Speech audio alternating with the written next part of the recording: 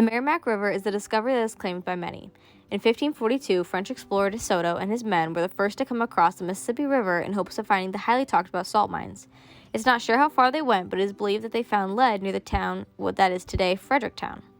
In 1673, another French explorer by the name of Louis Joliet and Jacques Marquette discovered the Mississippi in Wisconsin, but later retreated in fear of hostile Indians and Spanish soldiers.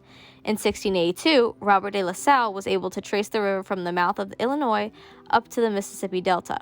Finally, in 1700, two separate explorers, Father Gravier and Lasur, claimed the discovery of the Meramec River, or otherwise known as Miramigoua, by the Indians. The discovery was due to the search for the lead mines that rested west of what is known today as St. Genevieve.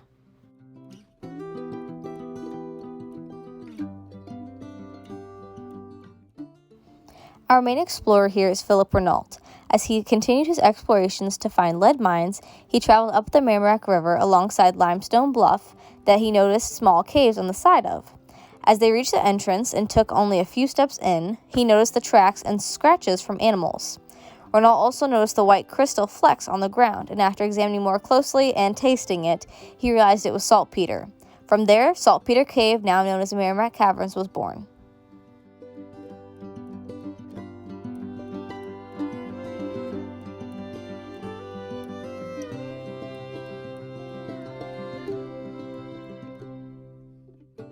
The Indians were extremely excited about caves at the time because they were believed to be the home of their god, Yucapago, and potentially gold.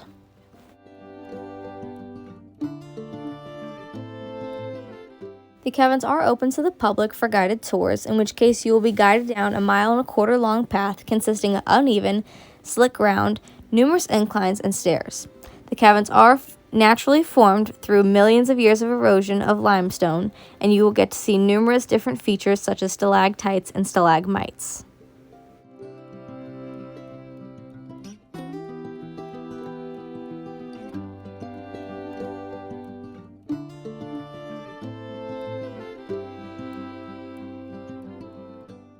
Southern locals John Stanton and Steve Sullivan began reviving munition plants for saltpeter during the War of 1812.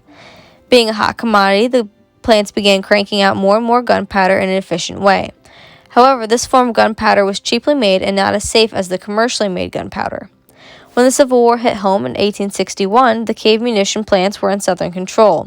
When 1862 rolled around, the Union troops then took control, making the gunpowder no longer accessible to the Southern troops.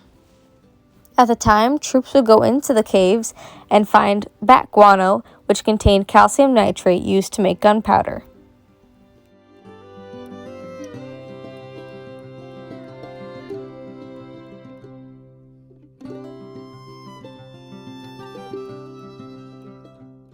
Upon entering the cave, you will see one of 16 Foucault free-swinging pendulums, which is incorrectly made, but also the only Foucault pendulum that is made underground by a group of high school students in 1956. The Caverns has featured some Hollywood films, such as The Adventures of Tom Sawyer and Lassie.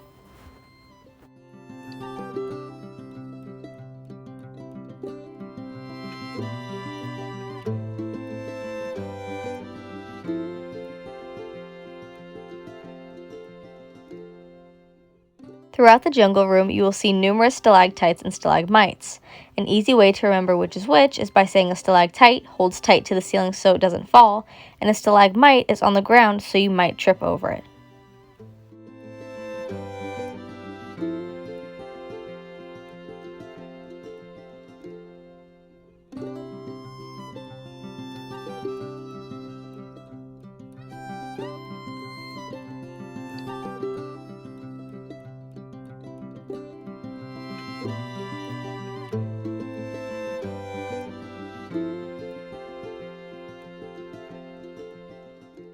This is a raconite formation which is formed underwater and is one of few in the world. It is called the wine table due to the limestone formations that sit on top, making it look like wine bottles and a candle.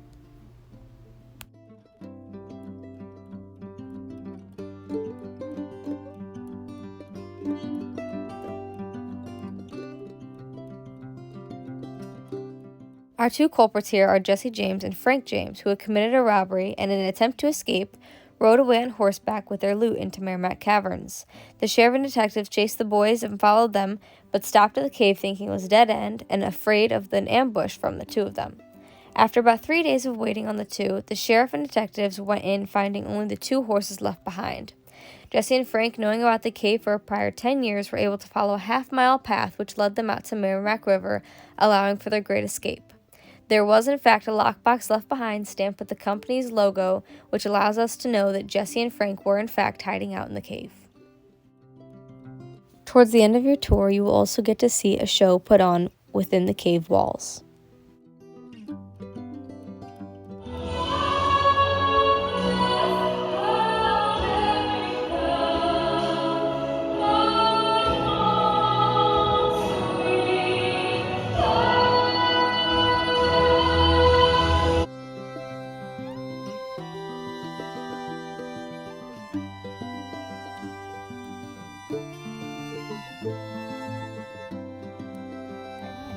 I am Hannah, and I am interviewing Hannah from Meramec Caverns. How long have you worked here? So I started in early June of 2020, so this is my 3rd year. Very nice. And what's your favorite spot or favorite thing to do here? My favorite thing is kind of weird, but they send us down to clean the plexiglass all the way down in the jungle room, so you're there by yourself, and you can like listen to music, and it sounds really cool. That's really cool. So it's so much fun. Do you mind if I ask you a few questions? Absolutely. Alrighty. Let's do it. So first I'm going to start off with, what year was the cave discovered? So the cave was used pre-Columbian by the Native Americans. They didn't use it too much as a fact of what they would do in there. They believed their god lived in it, so they wouldn't actually go in there, but they would use it for shelter from weather or attacks.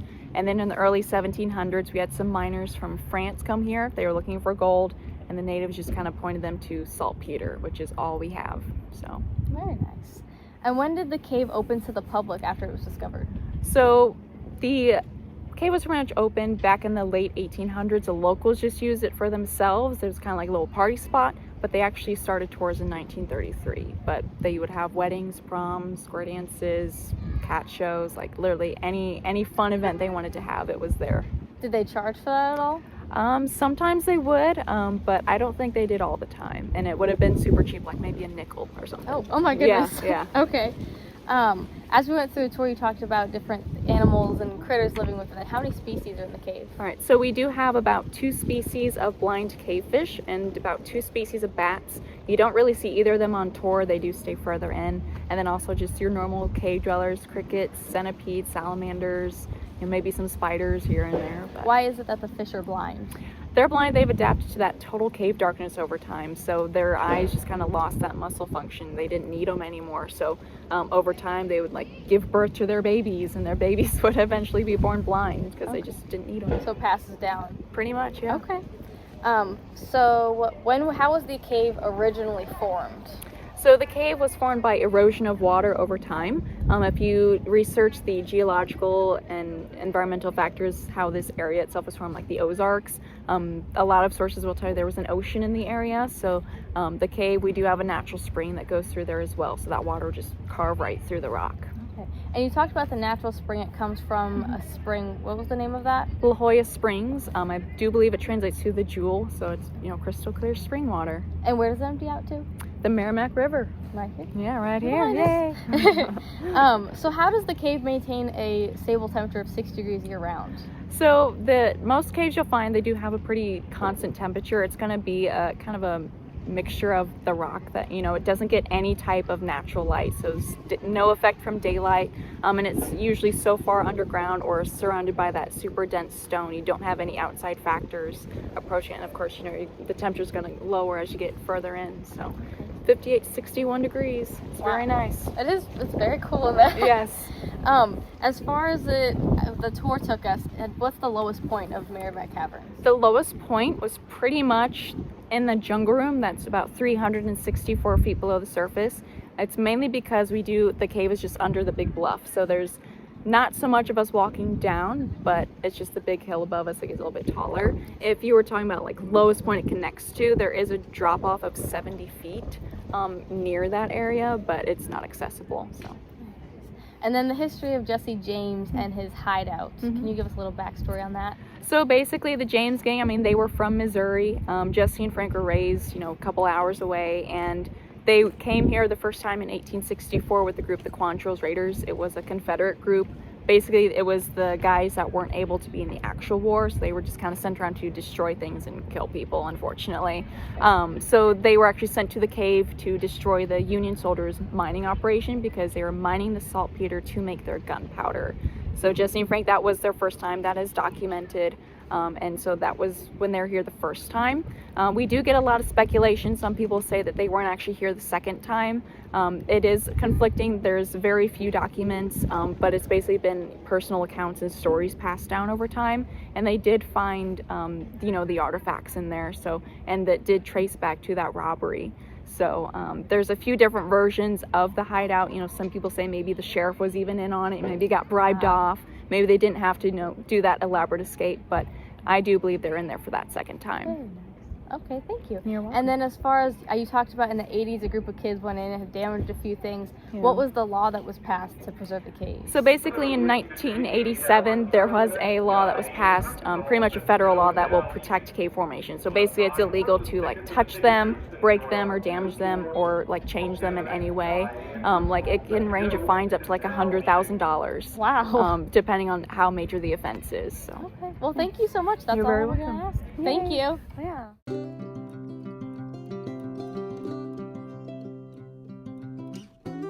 Today, the cave has become a well-known tourist attraction, being put in the top 60 bucket list activities in Missouri.